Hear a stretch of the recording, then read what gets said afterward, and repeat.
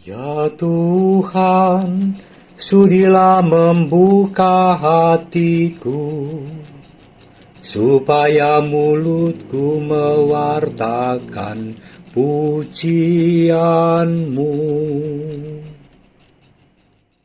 Saudari-saudara yang dikasihi oleh Tuhan, rasaku menjadi lebih buruk kalau saya homili pagi ini dibandingkan tentu saja jauh lebih indah, dan kalau kita resapkan, yaitu memang pesan hari ini adalah bacaan pertama dari surat Ibrani. Maka saya akan berkhotbah dengan membacakan bacaan pertama yang sudah jelas tadi, tetapi mari kita resapkan.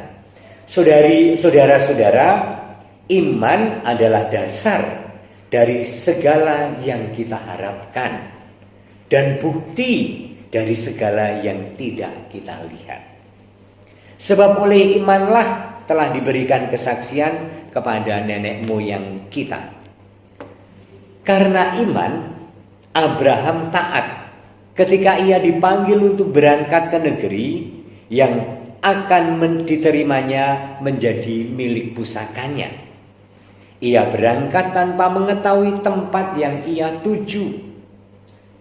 Karena iman, ia diam di tanah yang dijanjikan itu seolah-olah di suatu tanah asing. Dan di situ ia tinggal di kemah dengan Ishak dan Yakub, yang turut menjadi saksi ahli waris yang satu itu. Abraham sangat nyaman di negerinya sendiri di Mesopotamia, dengan keluarga besar, dengan kekayaan yang berlimpah. Tiba-tiba dipanggil Allah untuk sesuatu yang dia sendiri tidak tahu kemana, dan bahkan harus meninggalkan segala kenyamanan itu. Itulah juga kurang lebih panggilan kita masing-masing. Kita tidak tahu, bahkan karena janji dan kaul ketaatan, kita tidak bisa merancang hidup kita sendiri. Kecuali kalau orang Jawa itu mengatakan sendiko dawuh, siap melaksanakan. Terus menerus diceritakan, karena iman Abraham rela mempersembahkan Ishak tatkala ia dicobai. Ia yang telah menerima janji itu rela mempersembahkan anaknya yang tunggal, walaupun kepadanya telah dikatakan keturunan yang berasal dari Ishaklah yang akan disebut keturunanmu. Abraham sudah tua dan Sarah pun tua. Dan menurut logika manusiawi tidak mungkin mempunyai anak.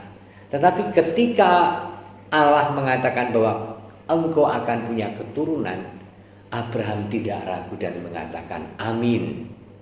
Ketika dikatakan bahwa keturunannya akan sebanyak bintang di langit dan pasir di tepi lautan, Abraham mengatakan amin dan tidak pernah meragukan sedikit pun.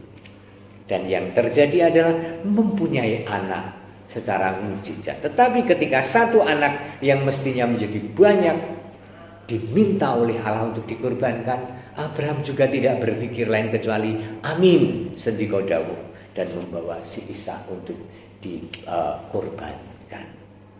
Walaupun akhirnya tidak, tetapi iman yang sangat mengagumkan. Dan Injil hari ini melengkapi apa yang kita kagumi dalam diri Abraham dan kita ingin seperti dia, yaitu ketika para murid naik perahu bersama Yesus dan ada tofan, ada badai. Mereka meragukan kuasa Yesus sehingga bahkan bernada membentak. Mereka mengatakan, "Guru, engkau tidak peduli kalau kita binasa." Dan sekali lagi Yesus menyatakan bahwa setiap pribadi layak beriman kepadanya. Ayo, dalam suka duka, dalam untung malam, dalam jatuh bangun kehidupan kita masing-masing, kita percaya dan bersandar pada